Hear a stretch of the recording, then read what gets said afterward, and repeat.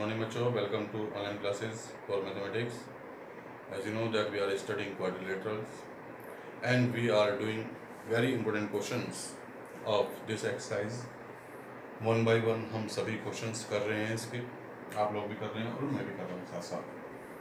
आज जो हमें क्वेश्चन करना है वो क्वेश्चन है सेवेंथ क्वेश्चन में क्या कहता है, इस फिगर से उस क्वेश्चन को मैं डिफाइन करने की कोशिश करता हूँ। मैंने क्वेश्चन का स्टेटमेंट नहीं लिखा है, फिगर से पता चल जाएगा। ABCD is a rhombus.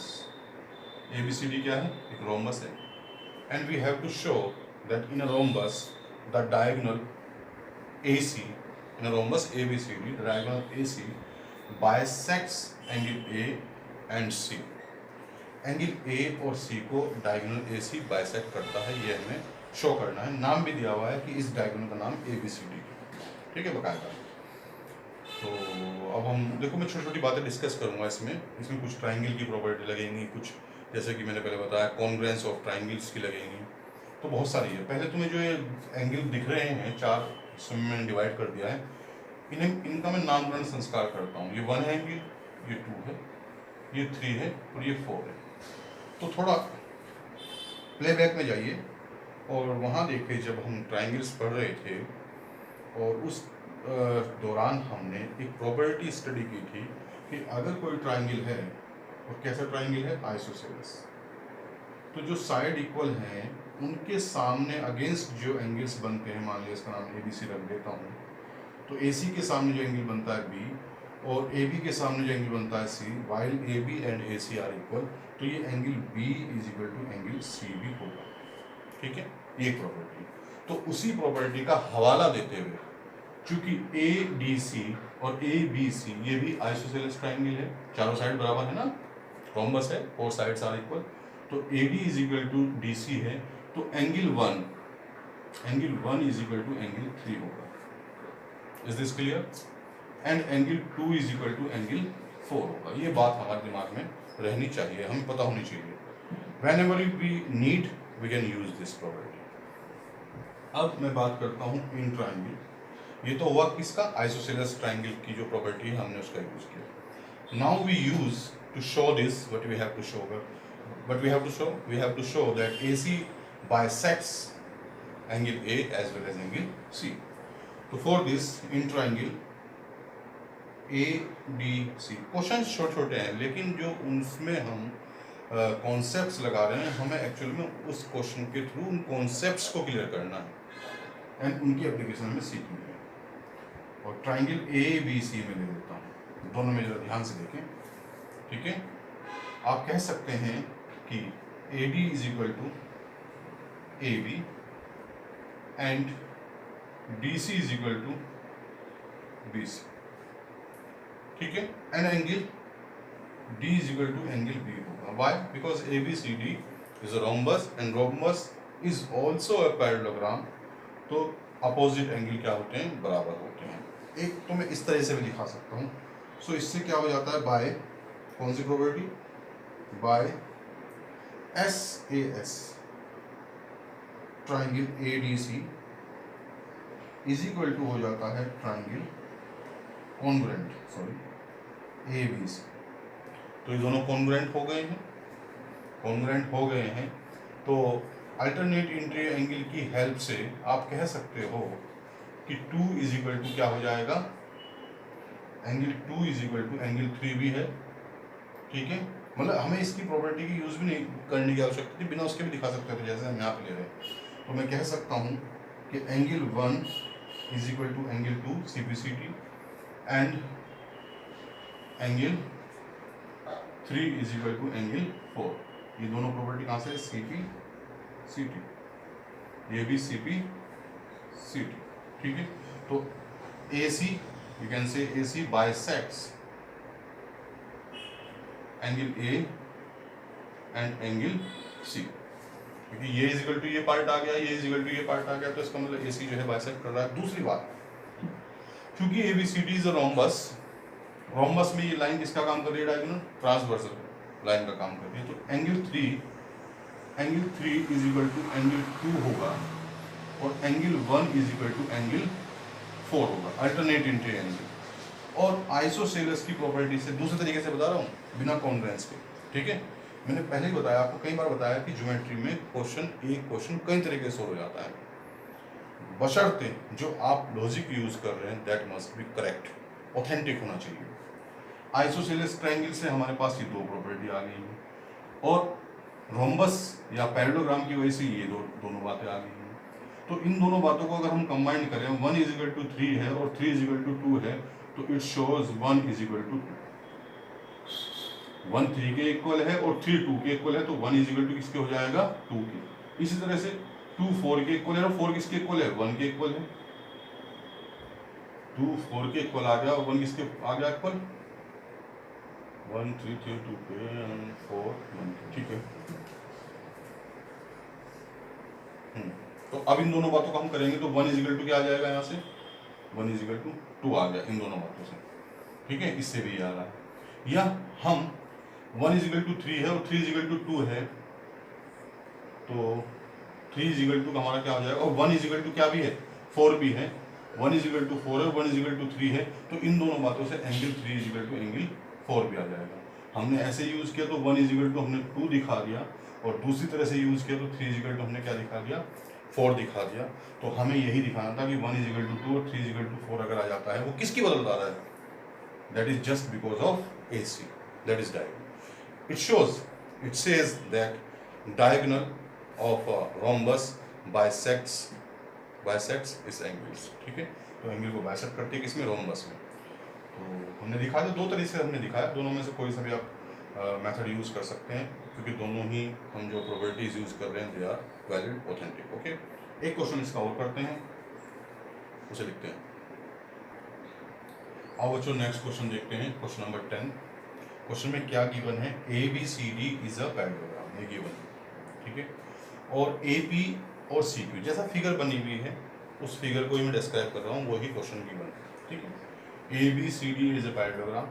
AP and CQ are perpendiculars drawn from A to BD and from C to BD. इस डायगोनल पे डाले गए परपेंडिकुलर्स हैं। And what we have to prove? We have to prove in first part there are two parts we have to show. First, triangle APB you can see, and triangle CQD. देखो, सबसे जो important बात है geometry में, जो भी हमें figure कहता है, एक फिगर के अंदर कोई फिगर घुसा देता है, डाल देता है, बना देता है, उस फिगर को हम अलग से विजुअलाइज कर सकें अपने दिमाग में भी और फिगर में भी। It is a practice an art, एक आर्ट प्रैक्टिस है और एक पावर है दिमाग की, इमेजिनेशन की। अभी जैसे कई बार दिक्कत होती है कि यार APB कहाँ है, कैसे, नहीं, ये बात बिल्कुल हमें एकदम क्लियर दिखाई देना चाहिए, हम अपने दिमाग में भी सोच सके हाँ ये बना हुआ है APB और ये बना हुआ है CQD, तो बहुत हेल्प मिलती है उससे क्वेश्चन को करने में बच्चों। तो ये इमेजिनेशन की पावर हमें डेवलप करनी पड़ेगी, डेवलप हो जाती है ये, चीज़ों को सोचने से डेवलप होती है। तो अब हमें दोनों को कॉन्ग्रुएंट दिखाना है, तो कॉन्ग्रुएंट की, जब भी कॉन्ग्रुएंट दिखाने की बात आए, देखो हम पढ़ रहे हैं क्वाड्रिलेटरल्स, लेकिन you are seeing that we are using the congruence of triangles concepts, हम वो सब क्राइटेरियन यूज कर रहे हैं जो कॉन्ग्रुएंस ऑफ ट्राइंगल के हैं, तो जबकि पढ़ रहे हैं क्या, quadrilaterals, topic is quadrilateral, but we are studying congruence of triangles. It means we are using, that is the application of congruence of triangles, ये एप्लीकेशन है इसका। तो जैसे ही कॉन्ग्रुएंस ऑफ ट्राइंगल हमें शो करना है, तो हमें सारे क्राइटेरियन एकदम हमारे दिमाग में घूम जाने चाहिए। तो क्या करें, एक प्रॉपर्टी है RHS, राइट एंगल बने हुए हैं, चूंकि देख लिया मैंने फिगर में, R का मतलब राइट एंगल, H का मतलब हाइपोटेनियस,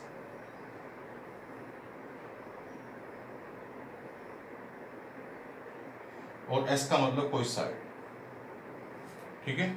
ये मैंने लिख दिया है, यूज होगी नहीं होगी हमसे हम देखेंगे। राइट एंगल है बना हुआ दोनों में, यस है बना हुआ। हाइपोटेनियस, इस ट्राइंगल ABP या ABB जिसे मैं कह रहा हूँ, उसका हाइपोटेनियस क्या होगी, ये होगी, और CQD की हाइपोटेनियस क्या होगी, ये होगी। 90 डिग्री के सामने वाली साइड को हाइपोटेनियस बोलते हैं, दोनों इक्वल आ गई, ये दो बात क्लियर हो गई है।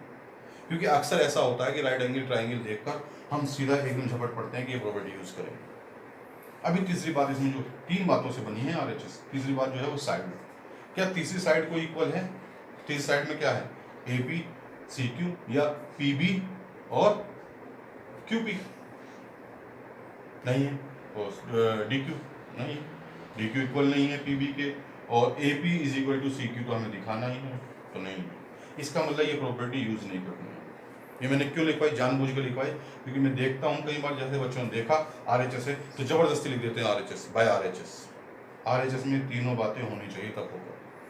तीसरी बात तो आपको दिखानी ही है, वो हो ही नहीं, तो कोई बात नहीं, भले ही राइट एंगल ट्राइंगल है तो अदर्स जो हमारे पास प्रॉपर्टीज़ हैं, अदर्स जो क्राइटेरियन हैं वो भी हम यूज़ कर सकते हैं। अब उसमें देखो मैं कैसे यूज़ करता हूँ, पहले बात को शो करने के लिए। देखो हम गलत से भी कई बार सीखते हैं, गलत करके सही को सीखना चाहिए, है ना। तो पहला पार्ट करने के लिए APB ट्राइंगल में देखते हैं इन ट्राइंगल, अब तो बड़ी आसानी से हो जाएगा। APB and triangle CQD। अभी एक बात तो हमने दिखाई थी कि AB इज इक्वल टू क्या है, AB इज इक्वल टू है CD, ये तो हाइपोटेनस है चूंकि दिखाई दिया हमने। और angle APB is equal to है एंगल CQD, क्यों? दोनों 90 डिग्री राइट एंगल, ठीक है। दूसरा angle ABP is equal to है एंगल CDQ, क्यों? अल्टरनेट इंटीरियर एंगल्स, क्योंकि पैरेललोग्राम है ये, तो ये वाला एंगल इसके बराबर होगा। तो एक बच्चों प्रॉपर्टी आपने पढ़ी है, क्राइटेरियन पढ़ा है एंगल साइड एंगल वाला, लेकिन इसी का एक्सटेंशन था एक कि अगर दो एंगल के बीच में साइड ना मिल रही हो और ये मिल जाए कि दो एंगल है और कोई साइड इक्वल है, तो वो इसी का एक एक्सटेंशन है, तो भी हमारा क्राइटेरियन पूरा होता है, तब भी हमारे ट्राइंगल जो हैं क्या हो जाते हैं, कॉन्ग्रुएंट भी आते हैं। तो यहाँ पर दो एंगल हैं, एक एंगल ये है, दूसरा एंगल क्या है, ये है मान लिया, है ना।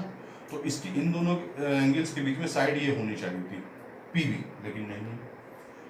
एक एंगल ये है, दूसरा एंगल ये है, तो इनके बीच में साइड ये होनी चाहिए थी, लेकिन नहीं है। साइड कौन सी है, ये है, एंगल ये हो रही है, तो एंगल साइड, इसकी बजाय हम एंगल साइड लिखेंगे। चूंकि अगर तीसरा एंगल निकालोगे ये वाला तो वो इसी के बराबर आएगा। दो एंगल जब बराबर हो जाते हैं तो थर्ड एंगल भी बराबर होता है ट्राइंगल में by the angle sum property, इसलिए उसकी हमें जहमत नहीं उठानी है, उसके हमें कष्ट नहीं उठाना है, सीधा लिख देना है by angle side criterion triangle APB is congruent to triangle CQD। ये पहला पार्ट हमारा प्रूव हो गया। दूसरा तो इसी का CPCT है। अब इसमें जो थर्ड जो एक साइड बची है AP इज इक्वल टू क्या हो जाएगा, CQ भी इक्वल होगा, क्यों, CPCT। इसमें जो दिखाना था वो पहला पार्ट दिखाना था, सेकंड पार्ट तो पहले वाले पार्ट का ही क्या है, CPCT में। तो बच्चों आज हमने 2 क्वेश्चन किए। इनके क्वेश्चन में टाइम ज़्यादा लगता है क्योंकि समझना होता है, ज्योमेट्री के क्वेश्चन है, न्यूमेरिकल पार्ट नहीं है, सीधा थ्योरेटिकल पार्ट है, तो समझने में टाइम लगता है। 2 क्वेश्चन ही किए हैं हमने, हमें ऐसे ही आगे बढ़ना है, एक एक क्वेश्चन को छूना है, टच करना है, सॉल्व करना है, ठीक है।